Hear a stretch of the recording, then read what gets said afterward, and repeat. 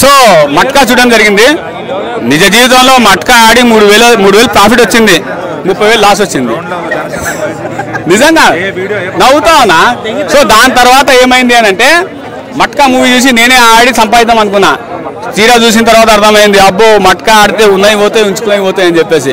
So ఈ క్యారెక్టర్లో వరుణ్ బాబు గారు కథ డైరెక్టర్ చూపించడం జరిగింది. ఎమర్జెన్సీ ఇందిరాగాంధీ గారు ఎమర్జెన్సీ ఎందుకు పెట్టారు అంటే మట్కా రీజన్ కూడా ఉంది, ఆ విధంగా చూపించడం జరిగింది సినిమాకి. అండ్ ఇందులో సినిమాలో వరుణ్ బాబు గారి స్వాగ్ సూపర్గా ఉంది. మీకు పని కావాలి అంటే అడుక్కోకూడదు, లాక్కోవాలి అనేటువంటిది క్యారెక్టర్ వాసు.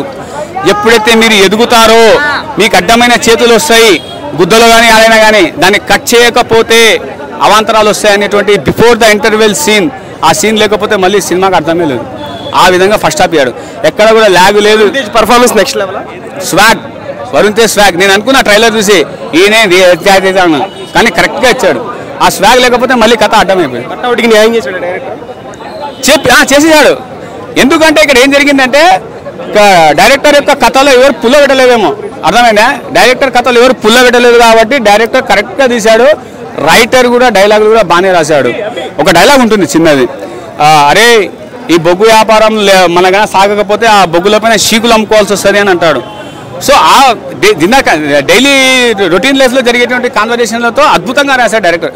అన్న అది నోరా ఫతేది ఒక డాన్స్ ఉంటుంది అన్న, కొరియోగ్రఫీ చేశాడు వాడు ఎవడో కానీ అబ్బా కొట్టేసుకున్నావా, గిలగిలా కొట్టేసుకున్నా, అబ్బా చింగిపోయింది వెనకాల. నాకు అర్థమైందా, బాగా చేశాడు కొరియోగ్రఫీ కూడా నిజంగా సూపర్. అండ్ మ్యూజిక్ కూడా బ్రహ్మాండంగా వచ్చింది. ఇన్ కేస్ మళ్ళీ సెకండ్ పార్ట్ కూడా ఒక ఐటమ్ సాంగ్ ఉంటుంది.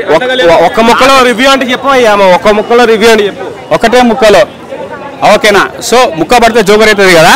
సో మట్కాలో 4 డిజిట్లు ఉంటాయి, సింగిల్, డబుల్, ట్రిపుల్, 4 ఇస్తున్నా ఓకేనా?